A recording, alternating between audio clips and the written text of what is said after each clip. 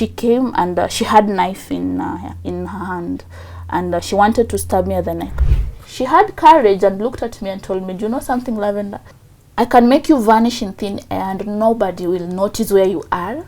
Yeah, that's when she demanded me to take off my clothes, and I'm like, "No, I won't." And then she told me, "I have men who are going to undress you. If you don't want to undress, do you want the men to come?" And that's when I was like, "No, I will." I undressed, and that's when I had one of them asking for the electricity. They wanted to electrocute me. What? And that's when I got angry and I told God, "No, don't allow this to happen. Because if you allow this to happen, I'll die." Our guest today, Lavenda, left Kenya for greener pastures in Egypt. However, it became a nightmare. She was first unlawfully jailed and she has just been deported. Let's listen to Lavenda's story of sheer survival in an Egyptian prison. My name is Kingori Wangeshi. Come with me. I'm Irene Lavenda. I'm 25 years old. Yeah, and yeah. What is your trade? What is your profession? What skills do you have? Okay, I can cook so well. Yeah, I love cooking so much. Guys, we are going to eat. Yeah, I love cooking, and I can pray too. You can? I can pray. Like maombi? Yeah. Praying for? Like praying for sick people. Like, I just love it. It's something in me. I just love doing that. So you are assuring us that two things will happen. Once we are done with this interview, we are going to eat very well cooked food. Yeah. And you're going to pray for us. Thank you. Sure. You're welcome. Now, we are here because of a message you sent to us. Okay. Telling us about your story in Egypt. Yeah. When did you go there? What did you go to do? Yes, let's begin from there. Okay, I left Kenya going to Egypt 2020, March 12th. Yeah, okay. I went there. Before I went, actually, after finishing my high school, I looked for job opportunities, but the ones I got, the pay was not good. That's why I decided to go to Egypt. So I left on March 2020, 12th. Yeah, that's when I traveled to Egypt. Yes. Yeah. What had you gone to do there? Or what were you anticipating to do? Personally, I wanted so much to go back to school. Previously, I was in a college, but due to fee, because my mom is a single mother, due to fee, I decided just to travel because I have other siblings behind me who are looking up to me. Yeah, that's why I decided to go, because I had Egypt has a better pay than Kenya. Yeah. So what were you doing here in Kenya? Okay, in Kenya, I tried various works. I did M-Pesa, but I couldn't just continue with it due to fare and all that. So I got sales and marketing with telecom company. I worked for like 1.5 years. Yeah, that's when I decided no, because it wasn't still paying off. That's when I decided to travel to Egypt. Yeah. When you landed in Egypt, how was it for you? Okay, for me, it was nice, but the weather was something weird. But because I'm not used to winter, but when I went, I found it was winter. Yeah. In Africa? Yeah. There is winter in Africa? In Egypt, there's winter. They have seasons, yeah. So it was very cold, and I remember that day, it rained a lot. And to my surprise, I went during Corona period. So it was 12th, the day I just landed, and then the next day they announced that there's Corona in Kenya. So I was lucky enough to travel on 12th March. Before the lockdown? Yeah, before the lockdown. Yes. Yeah. So what did you start doing, or what job did you get in Egypt? Okay, it took me time. My cousin hosted me for a while because we had this quarantine going on. So finding work was very difficult. Yeah, because most works that were there needed people with experience. Remember, I'm just like not even 1 month, few days old in Egypt. So I had like to stay with my cousin. She had to teach me how things work over there. I had to know places and all that, most probably learn some of the Arabic, you know, like not all of it. Yeah, so I just had to like stay with her for some quite time, then start applying for work. Yeah. The only place I know in Egypt is Cairo. Which part of Egypt were you? I was in Cairo. Yeah, I was in Cairo. Okay. Yeah. So did you finally get some job? Yeah, I finally got some job. That's around April 4th. I can remember very well. There's this agent we went to, because when you are looking for work, you're being taken by an agent. You go to the agent, you leave your details, you leave your passport photocopy, and then they take you to work. So there's this agent. He stays in Catholic. Yeah, so we went that day, and the family has to pick you first because it was during Corona, so we just had to do a video call. The first family that took me, I worked with them for some quite a time, but the work wasn't favorable. Yeah, so that's when I left. What do you mean by saying it wasn't favorable? Okay, the first work I went to, actually I had no experience, you know, but when I got there, basically I was to be a babysitter and a cleaner, but they never told me I was going to do cleaning. Yeah, hapo walinificha. So when I went, the kids loved me so much. Actually, that was a free ticket for me, because when the kids loves you, when Arab kids loves you, that's it. Yeah, it doesn't matter if your boss doesn't like you. If the kids love you, that's it. So I thank God, because the kids loved me. We bonded that day, and I just started my work. But to my surprise, the boss knew I was new. Yeah. In Egypt? In Egypt. And she demanded for an original passport. So the boss had to call my cousin, because remember, it was very competitive, because during Corona, a lot of people were in the house. Yeah, so I'm lucky, by the way, because they picked me, and they love slender ladies, you know. Yeah. Why? This is because they love people who are active, like you can run with the kid, you know. Like for a slender lady, you can really run. The kid will tell you, run with me, play with me. So they love such kind of people, yeah. Okay. So at least you had an advantage. Yeah, I had an advantage, yeah. Yeah. And to what point did your stay in Egypt now start becoming problematic or have issues? Okay, in this particular house, I would mention this particular house. After the boss knew I was new in Egypt, she would just tell, because there are things I'm not used to. She would send me something, and I don't know what it means, you know. She'd send me some tea, and I don't know what it means actually. So that's when she took advantage of that fact. So she had to call my cousin and demand for my original passport. But I had it against the law, like they shouldn't have it, you know. So because we wanted work, and because you're desperate for money, you know, my cousin brought the passport, but I was never allowed to see her. Remember, it's during Corona.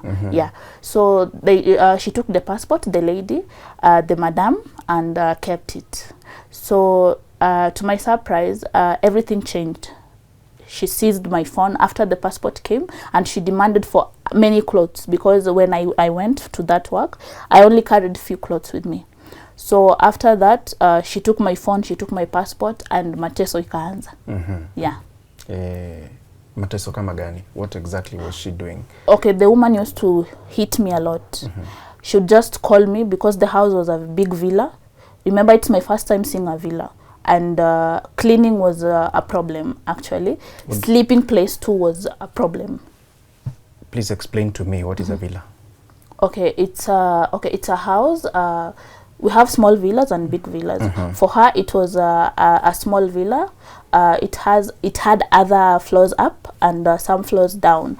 So like you have to climb the stairs going up, clean the upper floor, then come down. Yeah. How many rooms did it have? It had around 7 rooms inside. Okay. Yeah. Each floor? Upper floor we had like 3, because 1 bedroom that was for the madam, and then the 2 kids each had their own bedroom. Not forgetting the bathroom and the washroom, yeah, and where they do the laundry. Okay. So down we have the kitchen, the reception, yeah. Okay. Yeah. Uh-huh. So that's when she seized my phone and my passport. So I couldn't communicate to anyone. Yeah. So just as I told you, the woman used to beat me. I don't know what I don't know what I did, to be honest, but I think she just didn't like the way I did my work. And food was a problem. So sometimes she gives me heavy work and I've not eaten well. So I wouldn't do it well too, because I need energy to do this work. At that time, you have to play with the kids. When they call you, maybe you are washing plates and the kid comes and tells you, I want you to play with me. You have to leave what you're doing, because they give their kids first priority. So you have to respect that. So as a nanny and a cleaner, I know I have two types of work. Not only cleaning, but I have to be there for the kids too. Yeah, so it went for quite a while. And there's this day, like, I was just fed up. Yeah, because there's this day, sorry, she made me work from 6 in the evening to 6 in the morning. I was just standing here. She was with me in the kitchen, just drinking coffee. She doesn't want to see you sit. Yeah. The entire night? The entire night. I stood in the... She also did not sleep? She did not sleep. She's watching me. Yeah, so that's when I decided, no, this is... enough is enough. I can't communicate to my cousin. They're trying to call. My cousin tried to call several times, but she's like, no, she's okay. She doesn't want to talk to anyone and all that. So another bad thing that happened is the husband. The husband used to touch me so much, but I thank God he never got to rape me. Yeah, when I'm in the sink, he would just come, touch my breast, my butt, but I will never complain. He used to take me to a place like, you know, previously they used to stay in apartment. So they left the apartment and went to villa, the big villa. So he would take me to the apartment. He would be like, I want you to go help me arrange some things. We had some of our staffs that left, so I want you to help me go arrange. And I'm like, so there's one day I was fed up. I went to the madam and I asked her, excuse madam, are you okay me living with mister? And she told me, yeah, I trust my husband. I was like, okay. So I left. And after she touched me, he used to give me money. Yeah. So I took the money because I knew one day it would help me. Because my entire plan was to escape. So there's one night that I was really fed up because the woman almost stabbed me. Yeah. The mistake that I did was... after eating, there's this machine for the plates. You put plates inside. I didn't know how to operate, you know. The dishwasher. Yeah, the dishwasher machine. So she came and there was a mistake. So what she did is she brought all the plates out of the dishwasher and started throwing them. The glass she breaks, you know. They have this high temper, you know. So I was very tiny during those times, and I kept crying, and she came and she had a knife in her hand, and she wanted to stab me at the neck, but the husband helped me. And that's when I decided, no, enough is enough. I have to find a way to communicate to my people, because remember, each time my cousin calls, they're like, she's okay, you're disturbing the girl, she's okay. So that particular day during the night, when I went to throw the bin, they call it zibela, and it helps us a lot. Most people work abroad. So when I went to throw the bin, that's when I found someone. I had crammed my cousin's number, and I didn't even know Arabic. Before this, let me take you back. Sorry. I attempted running away several times, but I never knew CCTVs were everywhere. So there's this time I was outside. I attempted running, and the security was outside. And the security is like, where are you going? With he's talking Arabic, and I don't understand. So all I knew was Uber. I kept telling him, Uber, Uber, Uber, you know? Yeah. To my surprise, the boss was actually watching from work. The workplace and the house was just near. So that's when... it took few minutes and I saw the car coming back. The husband now. The husband drove and took me inside the house. That's when I was beaten again. Like, why are you trying to run away? Why? Like, you are a slave, you have to serve us. You have your passport, you have your phone. So that day I found this guy outside. I took the trash outside during the night, and I called my cousin. I asked him for the phone. Thank God he was kind enough to give me the phone. And I called my cousin. I only told her a few words. I told her, if you don't come pick me, you'll come pick my corpse in this house. I was fed up really, because maybe at the back of my mind, my mom thinks I'm okay. You know, they've tried calling, they can't find me on WhatsApp and all that. So that's when my cousin had to call the embassy, and the embassy had to come in. Still, they refused to let me go, even with the embassy. Yeah. So remember I told you the agent that took me to this work, he worked in a Catholic, and this family was Christian basically. Yeah. So they are Christians. We have Christians in Egypt. So that's when they had to contact the father of the church, and the father demanded a video call. So the woman was like, the next day, there's this news I'm hearing that the father wants your video call. How did they know that I almost stabbed you? How, you know? So I'm in trouble again. So I couldn't tell the guy that was outside, because he was just somebody who God sent to help me, you know. So again, they started beating me. I remember that day she called me up in the villa, and she gave me one slap. Like it swelled a lot, and I was crying. Yeah, that day I was so bitter. And then I started thinking a lot. At that time I was still in the world, and I didn't know. I kept telling God, you don't exist, because if you exist, why would I go through such thing, you know? So that's when I was forced to lie that day. Yeah. She told me, there's no video call you're doing with the father. All we are going to do is we are going to take a video of you. My husband will take a video of you. Tell them that you are tired of the work. Tell them you can't do this work. But don't mention anything about me wanting to stab you, because you are in our roof. We can't do anything. So I had to lie. And that's how the father talked to the boss, and that's how they let me go. Yeah, I thank God about that. And I stayed. Did they give you your passport? Yeah, they gave me everything, okay, including my money, because I stayed in that work for 3 months, no vacation, no off, due to Corona. So you're not allowed to go and come. Yeah. So after that, that's when I stayed for few days. I had some part-times and all that. By September 8th, that's when now I went to this job. Yeah. The second house. The second house. Yeah. How was it? Okay, it was good. It was so good, because I met this madam, and she had one kid, a boy. The boy was 5 years, and immediately I went, we bonded. She was a loving kid so much. She loved me so much. But the woman was always a busy woman. She would travel even for a month, leave me with the boy alone in the house. She was divorced, yeah. Okay. Yeah. So I would take care of the kid, basically everything, school, everything. But the homework, the dad used to come, because being that they were separated, the dad stayed close to the house. So most of the time he would come, check on the boy, check on how we are doing, and just leave. Yeah, so I stayed with her for like 6 months. I think, yeah, 6 months. And she got married again. Okay. Yeah, she got married again. Then previously we used to stay in a 2-bedroom apartment when I met her.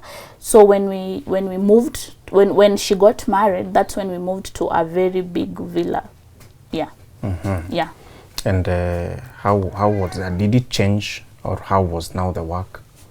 Okay, the work was good still. I can't lie, because now we've shifted to a higher place, you know. You have to expect higher salary and all that. Yeah. So God blessed her with 2 beautiful twins. Yeah, she gave birth, and that's when she had to employ more staff.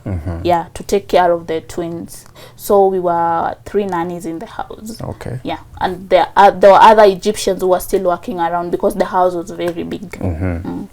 And the rest, the other 2 nannies, were they Africans? Were they? Yeah, actually they were Kenyans. Ah, okay. Yeah, we were 3 Kenyans in one house. Okay. Yeah. So you could speak some Swahili? Yeah, we could speak some Swahili.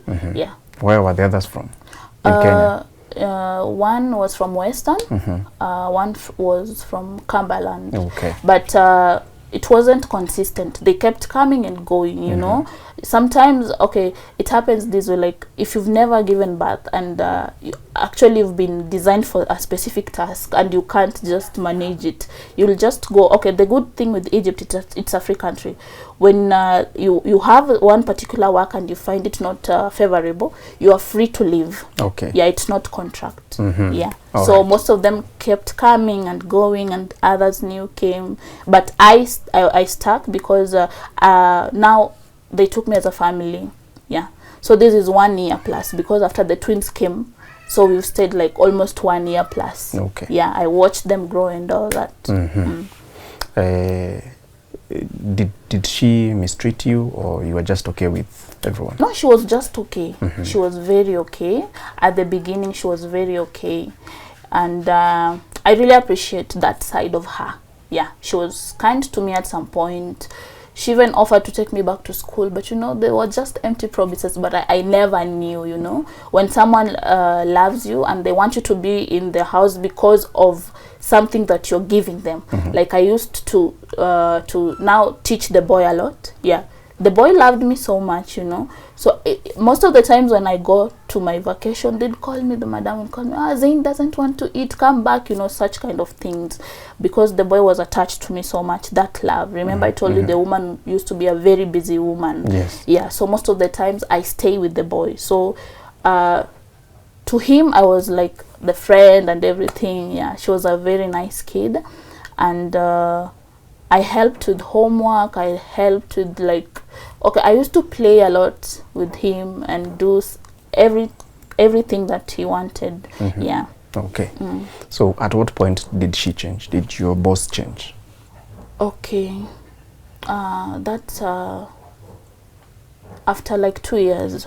After like 2 years, there's this day I remember on last year around April. There's this one night they were to go for a funeral with the husband. So she's an influencer on Instagram. So as they were dressing, in the middle of the dressing, she kept checking for this bag. There's this bag, Chanel bag. Actually, I don't even know how it looks like. That's when I came to realize that it got lost. The first time she accused me of stealing.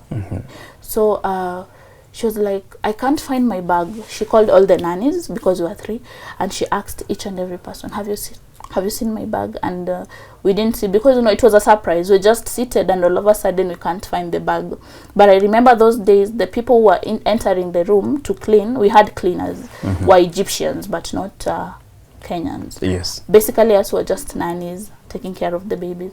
So that's when she was like, I think it's you, Lavenda. And I'm like, no, madam, why would you accuse me of such? And she's like, I've stayed with you for long and I think you know most of my staffs. Yes, I knew most of our staffs, but I was in the house all day. I've not gone out and all that. So that's when I was really annoyed. And when I went for my vacation, I never came back.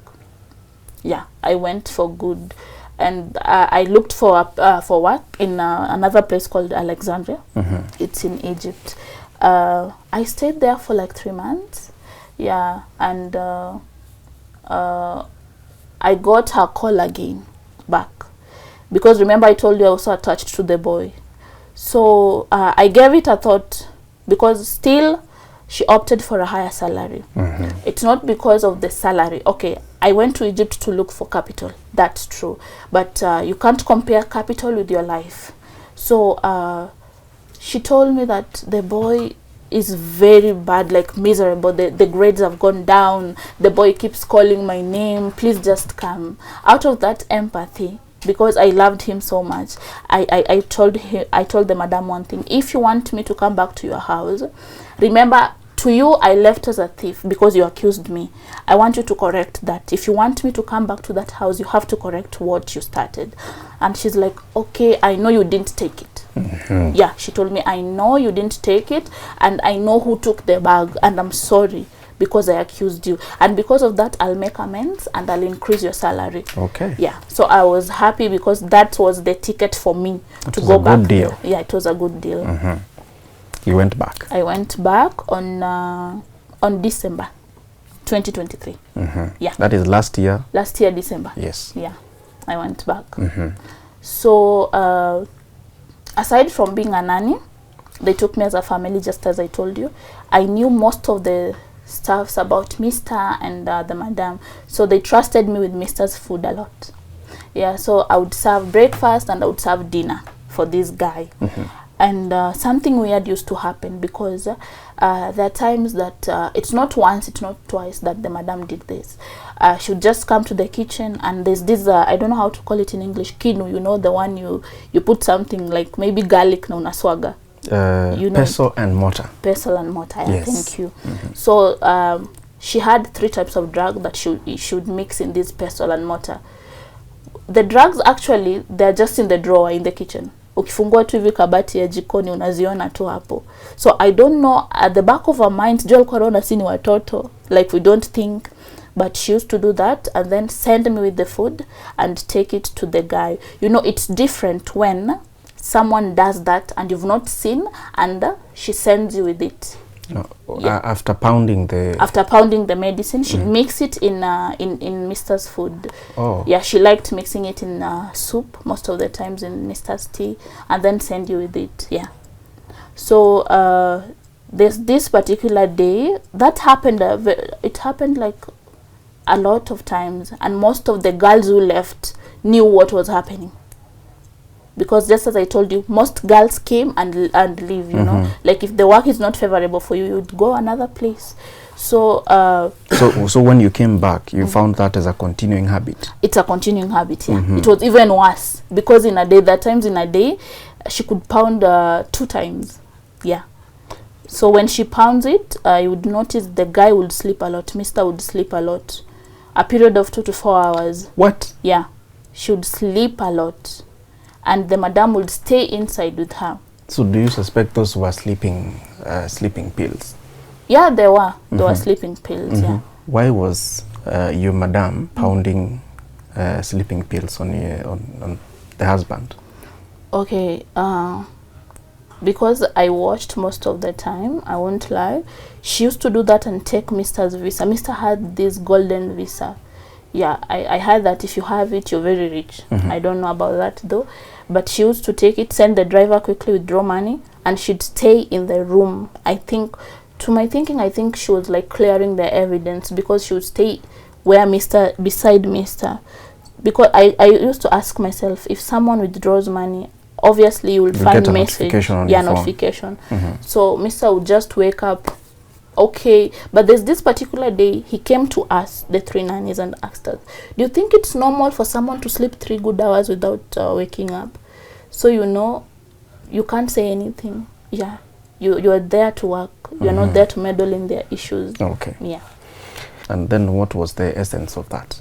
Okay, the essence of that was, okay, I can testify to this one day. She did that and there was a delivery that came. Just as I told you, she's an influencer. This delivery was a dress, and just one dress, and it costed almost 20,000 Egyptian pound. That's roughly 100k Kenyan shillings. One dress? One dress only. And that day, I was the one who picked the delivery. I knew most of her shit stuff. Because sometimes she would come to the kitchen, find me in the kitchen, and she's like, can I tell you something, Lavenda? Don't ever get married. And I'm like, why is she telling me this? I'm not and even... she's married? She's married, yeah. She's married. So most of the times I don't like engaging myself with the conversation. Yeah, because my work is a nanny. That's period. Yeah. I don't have to associate with whatever she tells me. So it's not once or twice she's told me such things. What options was she giving you apart from being married? Don't get married because... Oh yeah, she used to tell me don't get married because love doesn't exist. Okay. Yeah, that was her main point. Love doesn't exist. And that was her second marriage? That was her second marriage, yeah. But to her, love doesn't exist. So I never paid attention so much to that because that's none of my business. I'm there as a worker. I'm there at the end of the month to receive my salary, you know. So it went for quite a while. the pounding took place for quite a while, and I noticed that most of the people noticed too, the other nannies too, but I'm not sure if they did, because I personally was the one who used to serve, so I would just clear the name of this. And on 13th February, I think it was on a Wednesday. You are very specific with dates. Yeah, I can't forget. 13th February this year. Remember now, I've stayed for 2 months since she called me back. Yes. So the third year, okay, watching everything that was happening, at some point I almost gave up and I just wanted to quit the work. Yeah, that was my intention. But no one knew, not even the other nannies knew. That was just me personally. Yeah. So before that, that's when everything happened. Like that 13th, they came, the two of them that day. They were not in good terms. Actually, they found me in the kitchen, and the way she was talking to the Mr. was like, "What's wrong? Since we came back, you're not talking," and all that. So she had to stay in the kitchen, and Mr. had to go to the room. So I knew every time when Mr. came, it was my work to prepare the dinner, you know. So we had a chef, and chef prepares the food in 2nd floor. So after chef leaves, I have to go pick the food and bring it up to the 3rd floor. We used to stay in 3rd floor. So that day she told me, don't serve Mr's food until I come. She went to the 2nd floor. I brought the food. I heated and I marinated the salad and all that. I finished, and she came and pounded again. This time she pounded, like when you looked at her, she was very angry. Remember I told you when they came, they were not in good terms. So after pounding, she told me, "Lavenda, now you can take the food." And she left. She went to 1st floor. That 13th, 14th tomorrow was like Valentine. So she had to do some of shots to post and all that. So she was down. And that day I was bitter so much. I felt so bad, because at the end of the day, I call myself Christian, and there's something I can see very bad, but I don't know how to go about it. I don't know how to help this guy, because even if you looked at his health, it was not good. Yeah, compared to the guy we once knew. When we came to that house, the health wasn't good. There are times Mr. could complain of pains in the body. So we wouldn't dwell much on that, because we were just nannies in the house, you know. So I felt bad that day.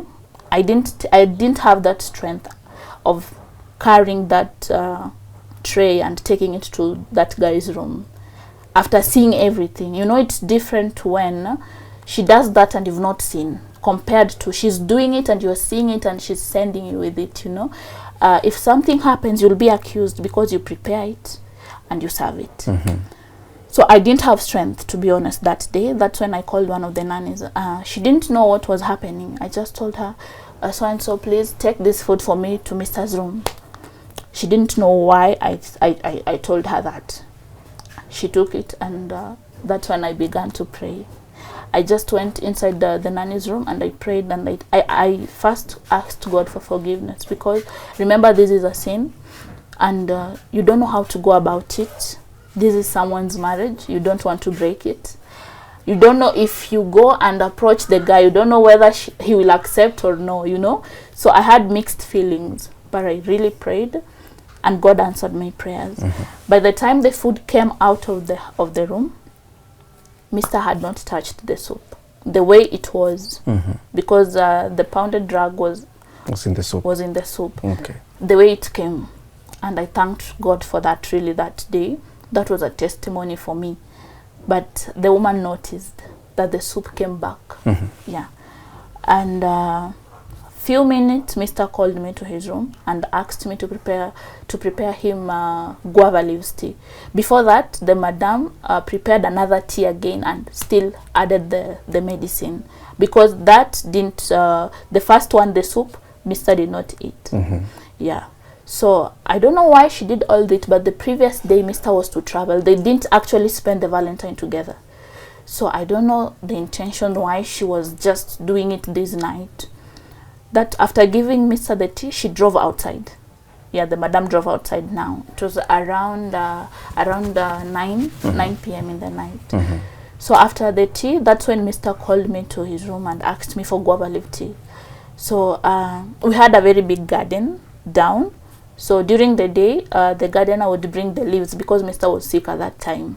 So the gardener brought some leaves up in the house, and that's when Mr. told me, can you please boil me some guava leaves and put in it honey and bring me in my room. I did that, and he drank all the guava leaf tea that I made him. So on 14th, Mr. traveled. After Mr. traveled, we spent the day well. Yeah. On Friday, the 15th, one nanny left for her vacation. So we are 2 remaining, and the work is hectic now because remember they are twins and we have one boy too. So we have to like help each other. You know, it's very difficult to look for twins and you're one person. So we have to help each other. So 15th, the twins used to go to nursery. So I entered the madam's room and that 15th, and she looked at me and she told me, you know something, Lavenda? I told her, what is it? And she told me, you know, when Mr. comes back, we are going to have a very huge fight. Because I actually never wanted to dwell much on such stuff. I'm not married. On the issues. On the issues, yeah. I just wanted to dwell on my work and specific thing that brought me to this work, you know. So I told her, don't say that. And she's like, yeah, you know why? She used to talk a lot. Alikuwa naroroa tu. You know why? I've used Mr.'s a lot of money to boost my IG. And I'm like, I told her, okay. And she told me, you know, people need to see me. I have to be seen. I have my friends who have very many followers. What's wrong with me? Every time people keep unfollowing me, people have to see me. That's when I suggested, and I told her, you know, madam, you can just go live. Yeah, you know, when you go live, you might find followers. Yeah, it helps. And she's like, no, that's not me. I can't do that. I left the room. Period. So after leaving the room, I just went back to the boy because he was on vacation. They had closed school. And now the other nanny was to go to pick the girls from the nursery. So that's when she went and she came back. 16th in the morning, that was on a Saturday, I think. No, on a Friday. That day, that's when everything turned roundabout. That day, it was just the madam, the nanny, me, and the 3 kids in the house. We were to leave for the club at 12. So that day, madam suggested she will leave first and leave us in the house. So she left first around 11. And before she left, usually I don't clean. We had the cleaner. And just as I told you, one nanny left. So it's upon us to help each other with the kids and with the cleaning. So she was in her room, and I had to knock because the other girl had the babies, 3. So I have to also be responsible. I knocked at her room, and we always make her bed when we're in a hurry. We'll not make the whole room. So I knocked the door and asked her, madam, can I please make you a room? Because we are about to leave and go for the club. The driver was waiting outside. That's when she told me, no, just get out first. Let me finish with what I'm doing, then come back. I did that. But I took that advantage to go shower quickly so that at 12 we are down. Because that was what she told us. You have to be down at 12. To her, she left around, I'm not sure, because while she was leaving, I was in the bathroom, but I would hear the elevator because we had elevator in the house. Okay. Yeah, it was a very big mansion. So when she was going down, I finished, dressed. When I came out of the room, that's when I checked my phone. I found her missed call. She called me. So when I came to her room to prepare the bed, I just entered the room. It didn't even take 1 minute. The twins came and the other nanny followed me. We were to hurry and go down. The driver was waiting. So the other nanny helped me prepare the bed. Actually, she was a cleaner, but being that one left that took care of the baby, now she had to fill in that gap. So she helped me prepare the bed and all that. And we just left, you know, you went immediately. For the club? For the club with the kids to play and all that. So we played. Around 3 p.m., the madam drove by the club, picked the 2 twins and the nanny. The other boy had sporting activities, so I had to stay with him. I had to stay behind with him. He had swimming and judo, the fight thing. So after it ended around 7 p.m. That's when we drove back to the house. So when I reached the house, the first thing I met the nanny, and she's like, do you know madam madam lost her ring, her wedding ring? And I'm like, okay, what happened? You know, you just arrived, you know, it's a surprise to me actually, because we just left at that 3 p.m. when she came to pick the kids. She was just in a good mood, you know, but I noticed from that minute she didn't look at me straight on the face when I was helping with the babies in the car. She was just focused with what she was doing. And that's when she called me and asked me, Lavenda, do you know I'm missing my wedding ring? And I'm like, wow, since when? And she told me, when I came back from, because she went to the salon, when I came back, I didn't find it. And I'm like, okay, we'll help you search. So that's when we had to search and search and search, and we didn't find anything. And then she was like, I'm calling a psychic to tell me who took the ring. They do that? Yeah, that was the first time I heard of that. I've never heard of that in my entire life. Mm-hmm. So the psychic was called. To my surprise, the psychic just said that it's Lavenda who took the ring. I don't know this psychic. I've never seen him, but they called him on the phone. So I was like, wow, another temptation. History is repeating itself again. So I didn't cry. It didn't hit me at first when they said it's Lavenda, because we were still searching in the room. Mm-hmm. But as we were searching, she came close to where I was, and she's like, you know, if we don't find this ring, blood has to shed. She repeated the statement thrice. If we don't find this ring, blood has to shed. If we don't find the ring, blood has to shed.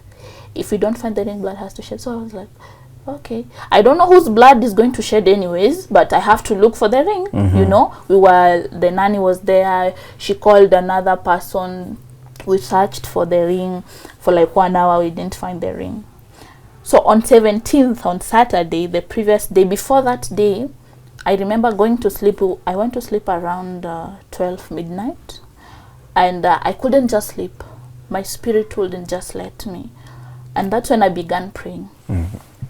Just as I told you, I'm a very prayerful person, and I thank God for that. I prayed until 3 a.m. So by the time I was like reading my Bible at 3 a.m., the door was being opened. It was her. She couldn't sleep at all. Until today, I ask myself, what was wrong? Was it my prayers that were disturbing her or what? She came to me and she's like, why are you not sleeping at this time? I told her, I don't sleep at this time. This is my prayer time. I don't care. What I want is my ring. And if we don't find it, blood will shed. So I was bitter again, because now it was hitting me. She told me about this blood thing yesterday. Why is she repeating again? Am I her target, you know? So I started asking myself many questions. So I slept, and then on Saturday morning, that's when she called her sister-in-law. Her sister-in-law came, and even before that, the room had CCTV. Yeah. So even if I was being accused, I had no problem really, because you have the evidence. Go watch, you know. So on Saturday, the sister-in-law came, and the sister-in-law took the two of us, the other nanny and me, and she told us. Actually, she looked at me straight in the eye. She's like, Lavenda gave me the ring, you know. So I'm like, I don't have the ring. I looked at her straight in the eye so that she knows I'm not that scared of them, you know. So she told us, you know, I'm taking you guys to a place you'll never forget your entire life. It's better to admit you have the ring. Just give me the ring and I'll let you go. I'll give you your stuff and everything. You'll leave. Yeah. I insisted. I told her, I'll insist and I'll stand by this. I don't have it. And I've never seen it. Truth be told, I never even saw the ring. I don't even know how it looks like. So the madam came and told her, kindly just give me the other nanny. Stay with Lavenda. Just give me this one. So I was like, okay, we are two suspects. Why are they taking the other one back? But I had to be strong. Yeah, at the end of the day. So we went down with the stairs to the ground floor. And she had courage and looked at me and told me, do you know something, Lavenda? Being that you don't want to give me the ring, I can make you vanish in thin air and nobody will notice where you are. Yeah. And you know something again, Lavenda? Egypt is very corrupt. The government is very corrupt. Not even your family, not even people from Kenya will be able to save you. So I'm like, okay. And I looked at her straight in the eye and I told her, you are not God. And I think she got angry by the statement. And she told me with confidence, no, I'm God. I have money. You are poor. There's nothing you can do, you know. And it was just, my heart was just like, wow. So that's when she demanded me to take off my clothes. Why were you undressing? I never understood to why I was doing that. At first I was against it because I thought she's just joking, you know. And that's when I told her, no, my religion doesn't allow me to do that. I can't undress in front of you. I don't even know you. Why should I undress in front of you? And she's like, okay, she liked using the F word a lot. So she was, have to undress. And I'm like, no, I won't. And then she told me, I have men who are going to undress you. If you don't want to undress, do you want the men to come? And that's when I was like, no, I will. So I had to go with her own way. I undressed. I took off everything that I had in my body. And she looked every part of my body. She was searching for the ring. Really? Yeah. She didn't find the ring. And that's when I was taken to this small room. Very small room that had only toilet inside. In the house? Now in the ground floor. And the two men that she was talking about, I thought it was just a joke. They came in and they had gun. And they locked the door. I didn't know what was going to happen, actually. And that day I was so weak because I was into fasting too. And that's when the men started torturing me. They heated me so much that I couldn't even speak. I laid on the floor after they hit me, and they kept telling me, give us the ring, give us the ring. So I didn't even have that voice of talking to them. In every situation I was going through, I kept praying. They never had me speak or doing anything, but I kept praying inside. And I kept telling God, I know you have a purpose why I'm going through all this. And that's when I had one of them asking for the electricity. They wanted to electrocute me. What? And that's when I got angry and I told God, no, don't allow this to happen. Because if you allow this to happen, I'll die. So God had my prayers and they went outside. There's this particular time I screamed a lot because hopefully I thought Mr. would hear my voice and come. You know, after everything that was happening, Mr. was never informed of everything. But there's this particular time Mr. was going down with the elevator. He was leaving for work. That's when everyone was demanded to get outside and it was quiet. I was lying on the floor after being beaten. Mr. went. I had them greeting the people, but he doesn't know what's happening under his own roof. After he left, that's when they came back again. Hit me. There's this one guy, he majorly dwelt on my breast a lot, while the other one was hitting my ribs and the leg. To him, it was just my breast. He didn't want to leave it until the time they finished. And after they asked for the electricity, the other guy told him, no, let's leave her. I can understand the language, but reading, it's difficult for me. So when they left, that's when the madam came. While I was screaming, I thought maybe someone would hear and come rescue me. To my surprise, she never looked at me straight in the eye. She just came and she told me, I'll not save you at this point. I can't save you. If you don't bring out the ring, it's up to you. I can't save you. So after they finished, I was so helpless. I didn't have energy even to stand. I was just lying on the floor. I heard very well the madam paying them off and told them, thank you, you can leave. So immediately they drove out. That's when the police came. They never got to meet with the police. The two guys. Yes. No, they never got to meet with the police. So when the police came, They were brought inside the room that I was in, and they found me so helpless. And one of them, I could tell, felt pity for me. And she looked at me and she asked me, which country are you from? And I told him I'm from Kenya. And she told me, you are being accused of stealing a ring. Can you just please give us the ring, and they'll let you go? And I told them I don't have the ring, because it reached a point I didn't even want to speak because I didn't have that energy. So because there was that language barrier, they don't understand English, I had to translate for them on a Google translation. I just asked for one policeman's phone, and then I told them I want to go to the court, you know, because I kept telling everyone I don't have the ring, but they don't really they didn't believe you. Yeah, they didn't believe me. So when the police got outside and told the sister-in-law, showed the sister-in-law the Google Translate what I said, the sister-in-law said, no, this can't happen. We have money, we can hire the best lawyers in the world. Yeah, if you think you stole the ring for you to be deported to go see your family, you are wrong. No, you are wrong.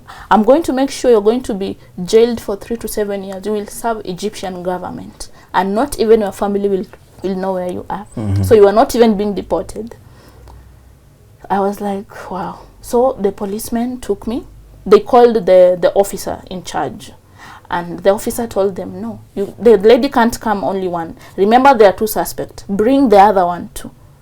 So that's when they brought the other nanny after everything that was done to me. I thank God they never touched me or raped me or anything. They just tortured me. And then we were taken to the police station.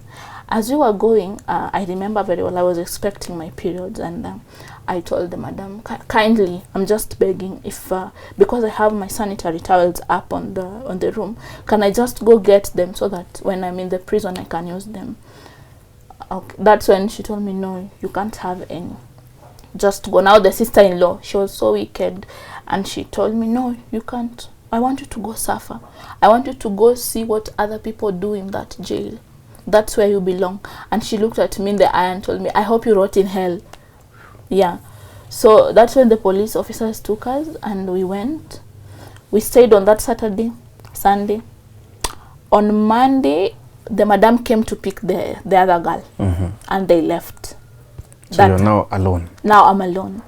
But what surprised me, when we reached the police station, everyone was like, this is the Lavenda. This is the thief, you know.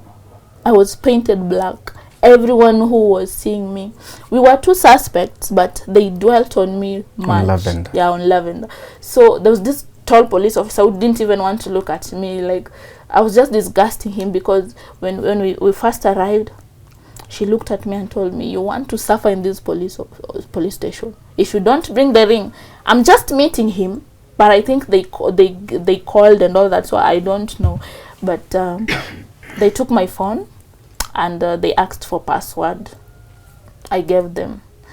Yeah, so I stayed in the police station for like 6 days. Yeah, and still food was a problem. Remember, I'm staying for these 6 days, and I'm on my period, and I don't have pads. How are you surviving? I was just surviving by God's grace. And I hadn't even taken shower, so I was miserable. I was so miserable. And it's winter. It's very cold. As much as you can't sweat much, but you know, I'm a lady. So I stayed 6 days, and that's when the 7th day I was taken to the small prison now where people sleep. Previously, I was with the police officers. I remember there's this particular day a police officer called me for interrogation, and they tied me. And I'm like, why are you tying me? And she told me, I want to hit you so hard. They had the canes, maviboko hivi mingi wamepanga.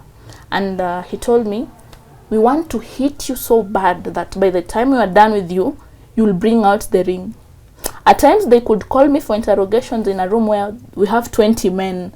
At first, they'll just mock you. They'll just mock me first and call me names and like, you are black, you are from Africa and all that. After that, they would interrogate me, and then they'll just let me go. So this particular day, they tied me, and I told them, why are you tying me? I have to know. I have every right. And they told me, no, in Egypt, we don't have rights. That's in Kenya. You are in Egypt. When in Rome, do what Romans do. So that's when I began to pray a lot. I prayed, but they didn't hear what I was saying. And I told God, don't let this happen. I'm miserable already. I'm on my periods. I'm just so bad. And I denied them the access of touching my body or hitting. That's when they told me, go outside. So the 7th day, I was taken to the prison. It was very small. We were 7. You were not taken to court? Not yet. So it was on a Thursday. I was taken to the prison, and it was very small. We were 7, you can imagine. So we had tons of sleeping and standing. So people would sleep. There are people who sleep for 4 hours. We will stand for 4 hours. And then when they're done sleeping, it will be our turn to sleep. So it went that way until the next day I was taken to the court now. So this is the 7th day. So after being taken to the court, the lawyer called me. Remember, every place I go, I have the handcuffs. Everywhere I go, the handcuffs. They will never let me just walk freely. So the lawyer called me and asked me and told me, young girl, can you please tell me your story? That's when I started narrating. I told him everything that happened. I even included how I was being tortured. And he told me, your madam was here, but she never mentioned anything to do with you being beaten or tortured. I told him, yeah, it happened to me. And then she told me, okay, go outside, give me 20 minutes, I'll have to decide. So I was taken outside by the policeman, still I was on the stairs, and my hands were cuffed. So in this time, I kept praying. I told God, I know you knew even before this happened, you knew this would happen. And as the lawyer is going to decide on what to do, just decide with him. So after like 25 minutes, the lawyer called me inside again and told me to sign some papers. So now I was scared, because remember, you are signing something you don't know. It's written in Arabic. You don't even know whether you're going to be strangled. You don't know whether you're going to be, killed. So the lawyer noticed I was worried somehow. And then the lawyer told me, young girl, don't be afraid. You are signing those papers because you've been in Egypt for 3 years and you don't have residency. Why? The reason why you are signing those papers is because you're going to be deported, but not because you're a thief. That again, I saw God's favor, and I thanked God, because the lady wanted me to be deported as a thief, yeah, but God denied that chance. Yeah, so the lawyer told me, you're going to be deported not as a thief, but because you're staying in Egypt with no residency. You don't have a valid visa. So that's the 7th day. I was taken to transported to the big prison, where I met big women and everyone who had different story. There are people who were accused of killing, some theft and all that. So I was the only black, and I thank God, because still in the prison I found favor with them. They're just, okay, now I remember the 7th day until 11th day, still no shower. I'm on my periods, I'm sweating, and I was so bad. And there's just this woman, I'll never forget her name. Her name was Omotore. She came to me and she just looked at me and told me, are you okay? And I told the woman, no, I'm not okay. Okay, I'll take you back first. I won't forget to mention this police officer still, who came to me when I started my period, and he looked at me and told me, are you okay? And I told him, no, I'm not. And he asked me, what's wrong? And I had to open up and tell him, I'm on my period, but I don't have sanitary pad. That's when he went by me the small one, but I'm on heavy floor, so it didn't even last. So I thank God for him too. I never saw him. It was just like God's miracle, and I never saw him again. So in the prison again, 11 days, no shower. This woman just came to me and told me, are you okay? Do you need anything? Like, just God sent. And I told her, yeah, I've not taken shower for 11 days. And I think because of the smell too, they couldn't bear it. So imagine we're in the prison, but she had her own way of sending these staffs from outside to come.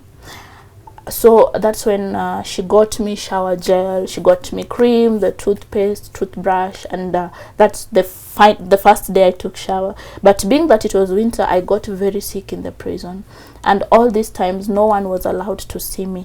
I remember now my cousin was a bit worried, and there's this guy who works in Egypt, in Egypt embassy. Is from Kenya. He's called Kakarama. Wherever he is, God bless him so much. Kakarama came through for me, really, and the day I was in court, that's when I finally met him. And before him reaching to me, he had to bribe like almost all the police officers. Still they wouldn't allow him meet me, even though he had residency. They wouldn't allow him to meet me. So he came, he brought me food, he brought me clothes to change, and that's when I got to eat at least good meal, you know. Yeah. So so you were not eating in prison? No, I wasn't. It wasn't like a sure bet you'll eat. Yeah, because sometimes when I'm alone in the prison, they used to take register. So a police will just come, and once he notices it's a black person inside, they'll not give you food. Yeah.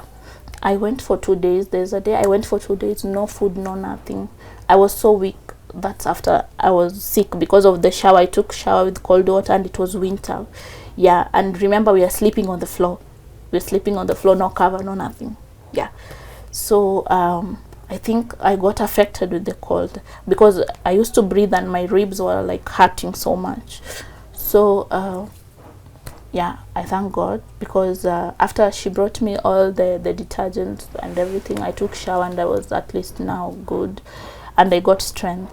So after I was sick for 2 days, yeah, it was very strong. I couldn't even stand, and that particular day was when I didn't eat for 2 days too. I was alone, and when you're alone, they'll just come. There's this one officer used to come, open the door, and call me, Samara, you are still here. So until today, I don't know what this Samara means. Yeah. So they'll just mock me and go.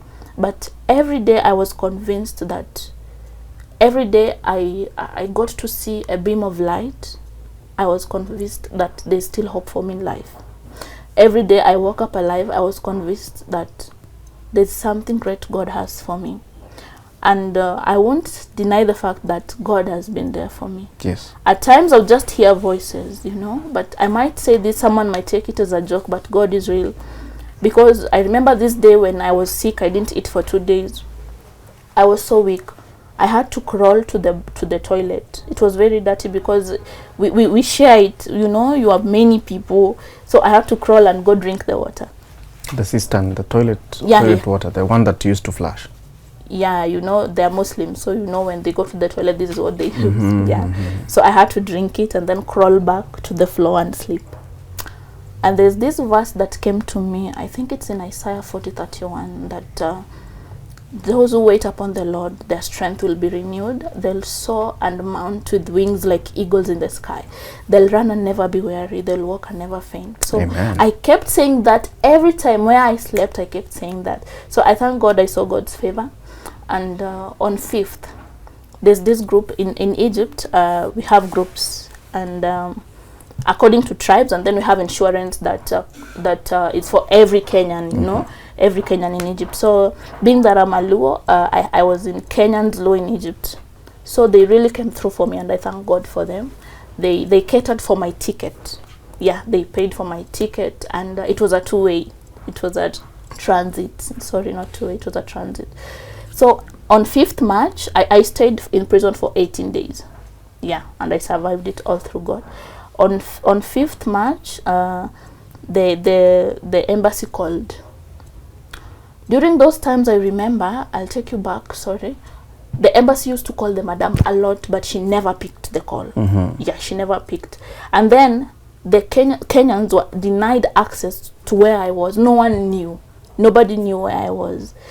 Again, the same lady who bought me the shampoo and everything, for some reason, she just managed to enter the prison with phones. You know, it's not allowed. Yeah, and the things that happened, I told myself it's just God's favor. And being that I crammed my sister's number, I called her one day. I gave her a call, and she was like, "Wow, thank you, cousin? Jesus." Yeah, my cousin. So I called her, and she's like, "Wow." finally I got to hear your voice. Where are you? We've been searching, we've been asking, they've denied us chance to know where you are. And I just told her, I'm okay, I'm strong, God is with me. And she told me, okay. And that's when I got to tell her where I am, so that she sent the guy to bring me food and clothes to change. So on 5th, that's when a report came to me, because every time people would leave and leave me behind. So I used to ask God, till when? But to my surprise, I never cried. I went through all this, but no teardrop. I won't lie.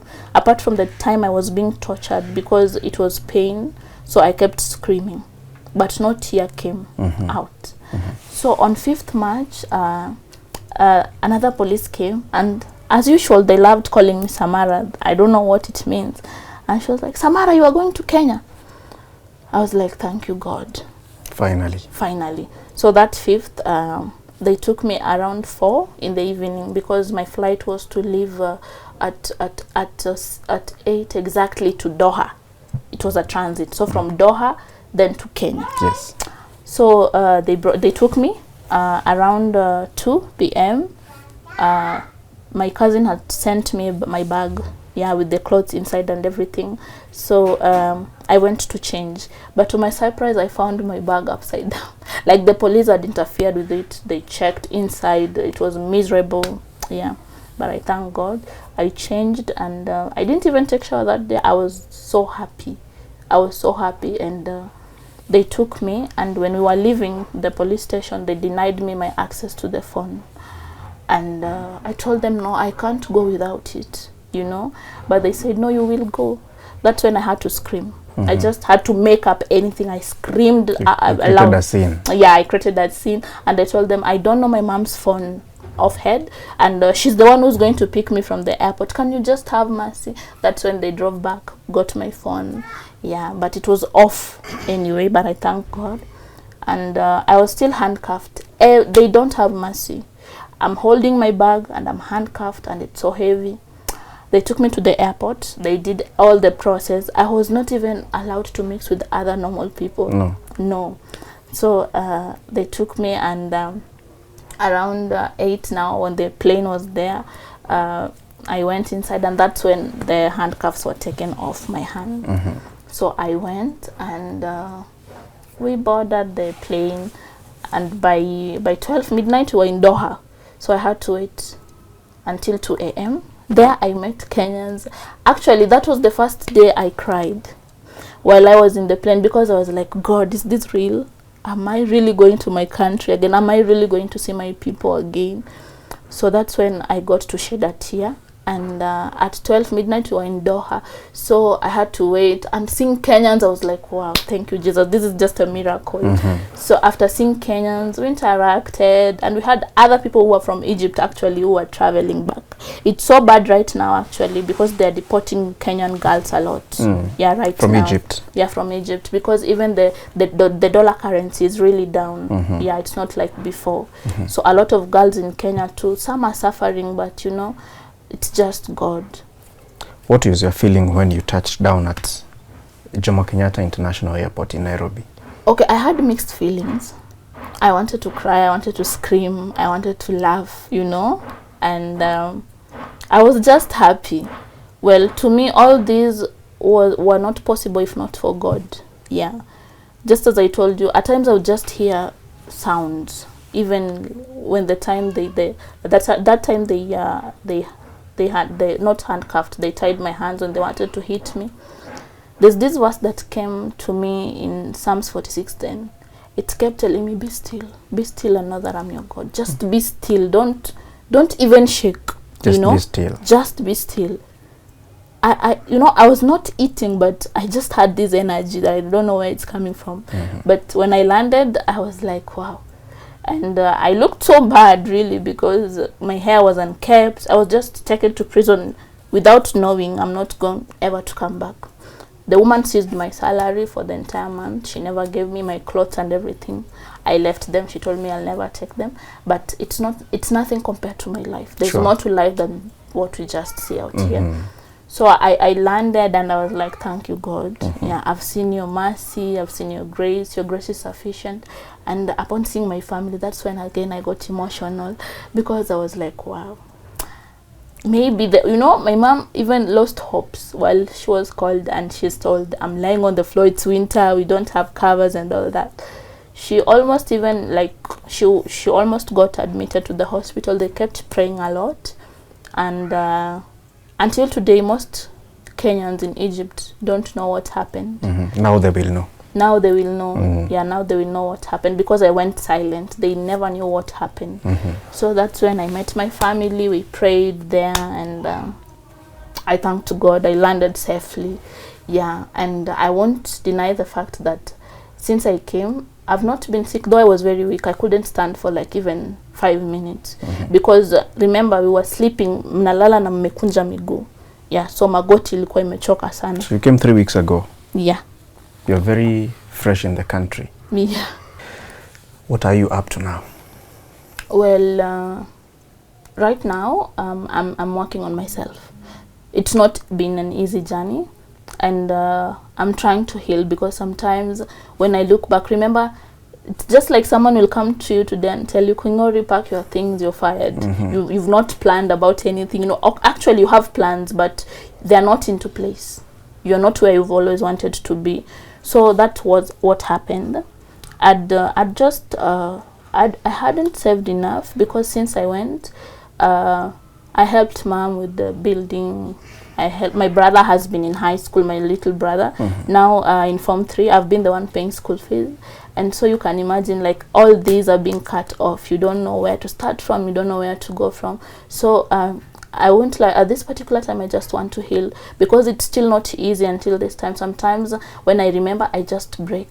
But I wouldn't allow depression to come. No, I have siblings who are looking after me, and I know, provided I'm alive, there's a reason as to why I still breathe. Absolutely. Yeah. Absolutely. Stay strong. It was an experience. It taught you so many lessons. Yeah. But here we are. You're healthy, you are alive. Yeah, thank God. And that is the most important. Yeah. I think you can pick up the pieces from where you are. Yeah. What do you think you can do? Somebody can offer you that opportunity. Well, just as I said, I love cooking. I can cook so well. I wouldn't work as a house help right now. It's not that I'm boasting, but I know my God has something bigger than that for me right now. Yeah. Yes. Because what you ask God for, that's what God gives you. Yeah. So They can bring the offers, you look at the options, right? Yeah, yeah. How can they get in touch with you? Okay, through my email, lavenda1818@gmail.com. Lavenda. Yeah. Lavenda. Yeah, Lavenda. 1818@gmail.com. Yeah. Any other social handles that you Instagram, can share? Lavenda_Irene. Yeah. All right. You mentioned you would want to thank some people. Yeah, yeah. Please, sure. this is the opportunity. Okay, first and foremost, I would love to thank Kakarama. That guy has really stood by me. Even when people were denied the access to see me, at some point he just maneuvered and come and see me. He works at the Embassy of Kenya in Egypt. Kakarama, thank you so much. God bless you. He saved a life. Yeah, he saved a life. And then my cousin Cont Akinyi, such a precious soul, and I thank God for you. Really, you stood for me, and you proved me wrong. Like, family is the best thing, you know. If you have your family, just thank God, because at the end of the day, we are not fortunate to have these things, you know. Not everyone is fortunate to have a family at a far place. She stood by me in terms of prayer and everything. I thank her so much. And then the Kenyans who was in Egypt, I thank them so much, because they catered for my ticket to come back here in Kenya. Yeah. Thank you so much. Yeah. And we also take this opportunity to thank you for making time for us and sharing your story with us and the entire Tuko family. We empathize with you, and we wish you the very best. Thank you. That in future you will also say that you saw the warmth and the support of Tuko family. Yeah. And go out there and bloom, blossom, thank you, flourish. Thank you. You're a star. Thank you so much. Thank you so much, Lavenda. Okay. That is Lavenda's story of survival. She had aspirations and dreams to go and work in Egypt, but it turned to be her worst nightmare. But here she is, glad she is back in the country and in good health. What can we do apart from first thanking God and also supporting her while she finds her footing here in Kenya? My name is Kingori Wangeshi. This has been my story right here on Tuko. Thank you. Keep watching. Lavenda, welcome back to Kenya. Thank you. Yes. Welcome. Thank Pole you. sana. Thank you.